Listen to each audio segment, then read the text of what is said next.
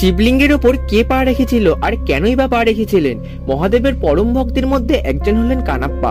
কানাপ্পা সবসময় ভগবান মহাদেবের ভক্তিতে লীন থাকতো। তাই কানাপ্পার ভক্তি দেখে মহাদেব তার পরীক্ষা নেওয়ার কথা ভাবলেন। একদিন কানাপ্পা শিবলিঙ্গের পুজো করছিলেন। হঠাৎ করে মহাদেবের একটি চোখ থেকে রক্ত বেরোতে থাকে।